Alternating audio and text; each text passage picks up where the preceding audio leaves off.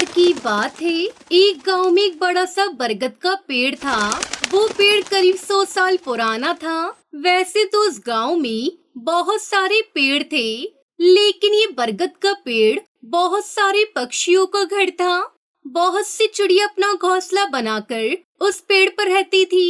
उनमें से एक चिड़िया थी टुनटुनी। वो एक छोटी सी चिड़िया थी। वो दिन भर अपने पति के साथ इधर उधर दाना ढूंढकर शाम को अपने घोंसले में आकर सो जाती थी। गर्मियों का मौसम आ रहा था। टुनटुनी चिड़िया के पति ने उससे कहा, मैं सोच रहा हूँ क्यों ना हम एक बड़ा घोंसला बनाएं जिसमें हम आराम से रह सके। हमारे बच्चे भी जल्दी ही इस दुनिया में आने वाले हैं। मैं नहीं चाहता उन्हें कोई परेशानी हो, इसलिए हम दोनों मिलकर अपना घोंसला बना लेते हैं। हाँ, आपने सही सोचा जी। अंडे देने का समय भी निकट आ रहा है। बड़ा घोंसला होगा तो अच्छा होगा। हमारे बच्चे भी अच्छे से बड़े हो पाएंगे। ऐसा सोचकर दोनों सुबह सुबह तिनकों को इकट्ठा करने के लिए निकल पड़ते हैं। लेकिन आज का दिन तो बड़ा ही मुसीबतों वाला निकलने वाला था। उस गांव में चीलों की एक टोली आ गई थी। वो भी न जाने कहां से। चीलों की टोली ने पूरे गांव में हड़कंप मचा रखा था। पक्षियों के खेतों को नुकसान पहुंचाया करते और घरों में घुसकर खाने पीने के सामान को तहस नहस कर दिया करते। और यही नहीं, पुराने बरगद के पेड़ पर उछल कूद मचाकर सभी चिड़ियाओं के घोंसले को भी तोड़ दिया करते, जिससे सब पक्षी बहुत परेशान थे। शाम को जब सभी पक्षी बरगद के पेड़ पर आए तो तब अपने घोंसले को तहस नहस देखकर वो सभी दुखी हो गए और कहने लगे, हे ऊपर वाले, ये सब क्या अनर्थ हो गया। हमारे घोंसले को किसने इतना नुकसान पहुंचाया? ये सब किसने किया? पास ही में रहने वाला बिल्लू बिल्ला टुनटुनी चिड़िया से कहता है, टुनटुनी चिड़िया, ये काम उन चीलों की टोली का है जो अभी अभी ही हमारे जंगल में आए हैं। जब से वो जंगल में आए हैं उन्होंने सबका जीना हराम कर दिया है। कभी वो किसी के घर तोड़ते हैं तो कभी किसी का शिकार करते हैं। हम सब उनसे बहुत ज्यादा परेशान हो गए हैं। समझ नहीं आ रहा है कि अब हम क्या करें। वो हमें चैन से जीने नहीं दे रहे हैं यहाँ पर। ये सब सुनकर टुनटुनी चिड़िया कहती है, अच्छा, तो ये तो बहुत ही गलत बात है। भला हमारे घोंसले को तोड़कर उन्हें क्या मिलेगा? हम सबको उनके पास जाकर उनसे पूछना चाहिए, वो सब हमारे साथ ऐसा क्यों कर रहे हैं? हमने उनका क्या बिगाड़ा है? टुनटुनी चिड़िया की बात से सभी पक्षी सहमत हो जाते हैं और चीलों की टोली के पास उनसे जवाब मांगने जाते हैं। पर चीलों की टोली तो जंगल में आतंक मचाने ही आए थे। फिर चीलों का सरदार टुनटुनी चिड़िया और बाकी सभी पक्षियों से कहता है, ओए तुम सारे पक्षी, बरगद के पेड़ को छोड़कर चले जाओ। उस पर अब हम चील ही रहेंगे, समझे या नहीं? चील जी, वो बरगद का पेड़ हमारा बरसों पुराना आसरा है। हम उसे कैसे छोड़ दें? वो पेड़ बहुत बड़ा है। हम सभी पक्षी और आप मिलकर उस पर साथ में रह सकते हैं। बस एक दूसरे को कोई नुकसान न पहुंचाए तो हमें कोई दिक्कत नहीं आपके वहाँ रहने से। नहीं, तुम पक्षी ये पेड़ अभी के अभी छोड़ दो, नहीं तो फिर हम तुम्हारे घोंसलों को भी तोड़ देंगे और उसके साथ तुम्हें भी, ताकि तुम फिर कभी दोबारा जिंदगी में उड़ ना पाओ। अगर तुम्हें अपनी जिंदगी इतनी प्यारी है तो समझ जाओ, क्योंकि अभी भी वक्त है। ये सुनकर सभी पक्षी डर जाते हैं और पेड़ छोड़ने का निर्णय लेते हैं। फिर टुनटुनी चिड़िया उन सभी से कहती है, आप सभी डरे नहीं। हमें मुश्किलों का सामना करना चाहिए, ना कि भाग जाना चाहिए।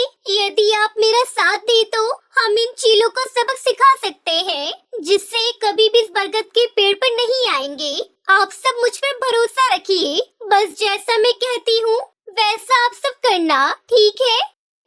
सभी पक्षी टुनटुनी चिड़िया की बात मान जाते हैं। अब दूसरे दिन सुबह टुनटुनी चिड़िया सभी पक्षियों से कहती है, आज हम अपना घोंसला फिर से बनाएंगे, पर आज आप सभी को बड़े बड़े कांटे भी घोंसले में छुपाने होंगे। फिर देखिएगा इन चीलों को कैसी सजा मिलती है। इन सबको अपनी नानी याद आ जाएगी। हाँ नहीं तो। ये तय करके सभी पक्षी तिनकों और कांटों को इकट्ठा करने निकल पड़ते हैं। कुछ ही देर में सभी पक्षी अपना घोंसला बड़े बड़े कांटों से बना लेते हैं। शाम होने से पहले चीलों की टोली बरगद के पेड़ पर आती है और जैसे ही वो चील चिड़ियाओं के घोंसले को तोड़ने लगते हैं, सभी चीलों की चीख निकल जाती है क्योंकि बड़े बड़े कांटे जिन्हें चुभ जाते हैं। हाँ मर गया रे, ये क्या चुभ, अरे कांटा चुभा दिया, अरे आई, ओए माँ भागो रे यहाँ से, अगर अपनी जिंदगी प्यारी है तो भागो रे। ए टुनटुनी चिड़िया, मैं तुझे बिल्कुल नहीं छोड़ूंगा, वक्त आने दे, तुझसे इस चोट का बदला लेकर ही रहूंगा। ये कहकर पूरी की पूरी चीलों की टोली अब गांव छोड़कर भाग जाती है। तो देखा दोस्तों, कैसे उन सब चीलों को उनकी नानी याद दिला दी हमने। अब वो भूलकर कभी इस गांव में कदम नहीं रखेंगे। हाँ नहीं तो। हाँ टुनटुनी, तुम सही कह रही हो, लेकिन ये सब हुआ भी तुम्हारी वजह से। तुम्हारा धन्यवाद, वरना हम सब ने तो हार ही मान ली थी और इस गांव को छोड़कर कर जाने ही वाले थे। वो तो समय रहते हमें तुम्हारी बात समझ आ गई। तो देखा दोस्तों आपने किस तरह टुनटुनी चिड़िया ने अपनी बुद्धिमानी से अपने घर के साथ साथ सभी पक्षियों का घर भी बचा लिया। अगर आपको ये कहानी पसंद आई हो तो इस वीडियो को लाइक और इस चैनल को सब्सक्राइब करना न भूलें। चिंटू चिड़ा की पत्नी टोनी ने एक दिन पहले ही एक चिड़िया को जन्म दिया था, जिसे जितनी बार वो देखता उसका सर भारी हो जाता। अपनी चिंता वो अपनी टोनी से नहीं छुपा सका और गुस्से से बोला, चार बच्चे पहले से ही हैं और अभी आ गई। मैं ठहरा मामूली दिहाड़ी मजदूर, कैसे पालूंगा इतने सारे बच्चों को। चिंटू की पत्नी उसकी बातों का क्या जवाब देती। कभी वो नन्ही बच्ची की ओर देखती, कभी चिंटू की ओर। एक दिन दोपहर की बात है, चिंटू अपने टूटे फूटे घोंसले के बाहर चुपचाप बैठा हुआ था। तभी वहाँ पर एक बहुत ही अमीर कौवा सेठ आता है, जिसका नाम कड़कनाथ था। क्या तुम्हारे यहाँ किसी चिड़िया का जन्म हुआ है? कड़कनाथ की बातों को सुनकर चिंटू उसे घूर घूर कर देखने लगा और चौंकते हुए बोला, कन्या, हाँ कुछ दिन पहले मेरी पत्नी ने एक चिड़िया को जन्म दिया है, लेकिन आपको कैसे पता? अरे ये सब बात छुपती थोड़ी है। वैसे क्या तुम मुझे वो चिड़िया दे सकते हो? ऐसा है कि मैंने संतान हूँ और आपकी चिड़िया को गोद लेना चाहता हूँ। चिंटू एक बार फिर उसे घूर घूर कर देखने लगा और उनसे बोला, साहब, मैं बहुत ही गरीब हूँ, किसी तरह अपने परिवार की 2 टाइम की रोटी कमाता हूँ। जब से मेरी ये बेटी हुई है, मैं उसकी चिंता में घुला जा रहा हूँ। आप मेरे पास किसी भगवान की तरह आए हैं, आपके पास इसका भविष्य बन जाएगा। मेरे पास तो इसकी किस्मत में सिर्फ भूख और बीमारी ही आएगी। चिंटू ने अपनी बेटी कड़कनाथ को दे दी। कड़कनाथ ने बच्ची को लिया और वहाँ से निकल पड़ा। रास्ते में एक नदी पड़ी। कड़कनाथ बच्ची को लेकर नदी किनारे जा खड़ा हुआ। आज मैं अपने बेटे का भाग्य अपने हाथों से लिखूंगा। आज मैं मिटा रहा हूँ अपने बेटे का भाग्य में लिखी वो बात जो मैं नहीं चाहता। ये कहकर कड़कनाथ सेठ ने उस नन्ही चिड़िया को नदी में फेंक दिया। कड़कनाथ सेठ एक बहुत बड़े ज्योतिषी थे, वो भविष्य देख सकते थे। यही नहीं, किसी की जन्म कुंडली पढ़कर जिसके बारे में जो कह दिया वो हो जाता था। उनका कहा कभी नहीं बदलता। कुछ ही दिन पहले की बात है, वो अपने बेटे कालू की जन्म कुंडली देख रहे थे। ये क्या है? ये कैसे हो सकता है? मेरे इकलौते बेटे का विवाह किसी दिहाड़ी मजदूर की बेटी से होगा?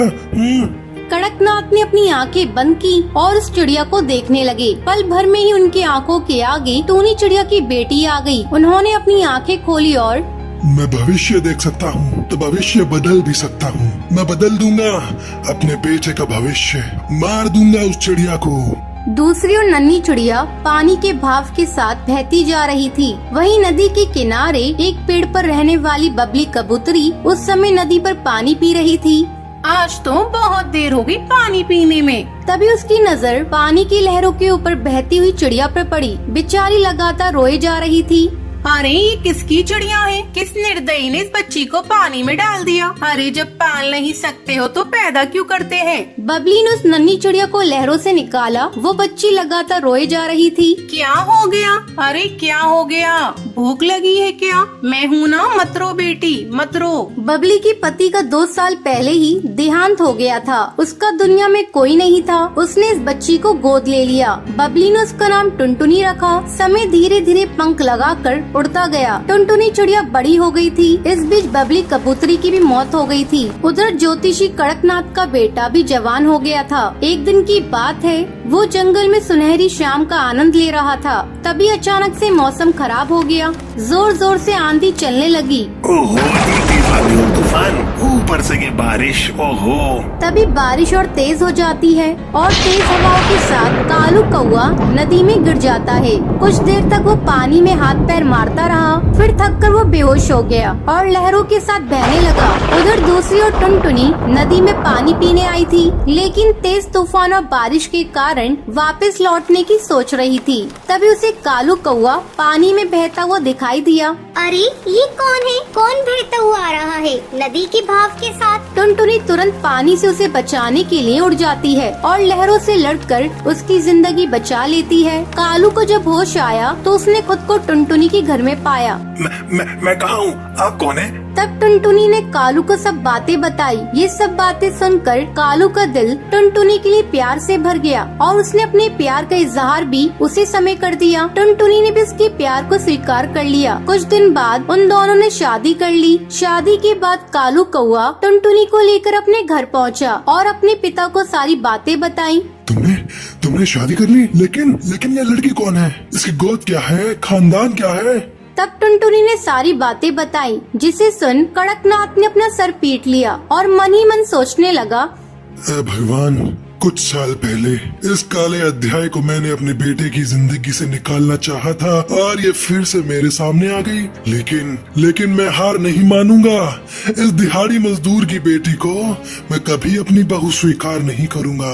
कुछ दिनों के बाद कालू कौआ अनाज लाने के लिए दूसरे जंगल गया हुआ था तो कड़कनाथ ने टुनटुनी को अपने पास बुलाया और उसे बहुत ही चिंतित स्वर में कहा, मैं तुमसे कुछ मांगना चाहता हूँ बेटी, अपने लिए नहीं, अपने बेटे के लिए, उसके जीवन के लिए। बोलो क्या तुम वो मुझे दोगी या इनकार करके मेरे बेटे की जिंदगी को खतरे में डाल दोगी? ये सब आप क्या कह रहे हैं पिताजी? मेरी तो कुछ भी समझ नहीं आ रहा है। देखो, मैं कहना तो नहीं चाह रहा था, लेकिन तुमसे नहीं कहा तो बड़ी मुसीबत आ जाएगी। तुम्हें तो पता है मैं ज्योतिषी हूँ। मैंने अपने पुत्र की और तुम्हारी कुंडली देखी है। उसमें साफ साफ लिखा है कि अगर तुम दोनों साथ रहे तो मेरे पुत्र की मृत्यु हो जाएगी। ये आप क्या कह रहे हैं? मैं सही कह रहा हूँ बेटी। हम उसकी मृत्यु को रोक सकते हैं अगर तुम उसे छोड़कर हमेशा के लिए कहीं चली जाओ तो। पति की खातिर टुनटुनी अपना घर और जंगल छोड़कर दूसरे जंगल चली गई। कई दिन तक वो भूखी प्यासी इधर उधर भटकती रही। एक दिन वो नदी किनारे बेहोश होकर गिर पड़ी। जब उसे होश आया तो उसके सामने भुल्ला नाम का एक बुढ़ा सपेरा बैठा था। वो सांप का खेल दिखाकर अपना पेट पालता था। तुम कौन हो बेटी और कहाँ से आई हो? तब टुनटुनी ने उसे सारी बातें बताई। टुनटुनी की बात सुनकर भुल्ला उससे बोला, बेटी, जो भाग्य में लिखा होता है उसे कौन बदल सकता है? यही तुम्हारे भाग्य में लिखा था तो उसे तुम कैसे बदल सकती हो? वैसे भी तुम्हारा ये फैसला तुम्हारे पति के जीवन के लिए है, इसलिए इसे स्वीकार करो और नई जिंदगी शुरू करो बेटी। टुनटुनी भुल्ला सपेरा के साथ रहने लगी। वो उसी के साथ सांप का खेल दिखाती। यही नहीं, उसने भुल्ला सपेरा से जहरीले सांपों को पकड़ने की कला सीखी, बल्कि उनके जहर को काटने का मंत्र और जड़ी बूटी के बारे में भी जाना।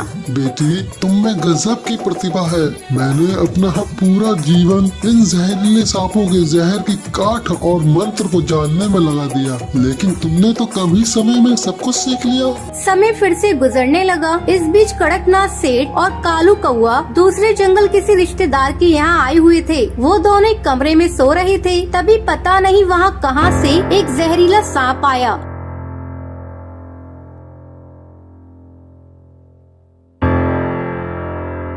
और उसने कालू कौवे को काट लिया। कालू दर्द से करा उठा। पिताजी, मुझे सांप ने काट लिया है। ये बोलते हुए कालू के मुंह से झाग निकलने लगे और वो बेहोश हो गया। कड़कनाथ ने जब अपने बेटे की स्थिति देखी तो उसका दिल जोर जोर से धड़कने लगा। उसने आसपास के पक्षियों से मदद की गुहार लगाई। तभी किसी ने उसे सांप का जहर उतारने वाले के पास जाने को कहा। तब कड़कनाथ ने पूछा, कहाँ मिलेगा? यहाँ पे कुछ ही दूरी पर सपेरों की बस्ती है। वहीं पर भुल्ला नाम का एक सपेरा रहता है। कहते हैं उसके पास दुनिया के जहरीले से जहरीले सांपों की काट है। हमें कालू कौवे को उसी के पास लेकर जाना चाहिए। वो सभी भुल्ला चील के घर पहुँचे। भुल्ला को उसने सारी बातें बताई। तब भुल्ला ने कहा, देखिए, मैं अब बहुत बूढ़ा हो गया हूँ। अब मैं आपकी मदद करने में असमर्थ हूँ। हाँ, लेकिन मेरी बेटी आपकी मदद कर सकती है।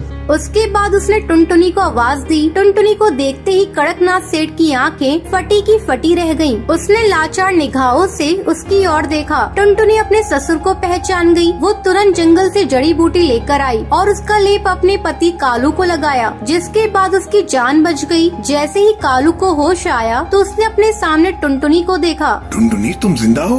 लेकिन पिताजी ने तो कहा था कि तुम्हें कोई जंगली जानवर उठाकर ले गया था। ये बात सुनकर टुनटुनी ने अपने ससुर की ओर देखा तो कड़कनाथ ने हाथ जोड़कर उससे कहा, मुझे माफ कर दो बेटी, मैं तुम दोनों का गुनहगार हूँ, खासकर टुनटुनी का। मैंने भाग्य के लिखे को बदलना चाहा, लेकिन हार गया। मुझे माफ कर दो टुनटुनी, मुझे माफ कर दो।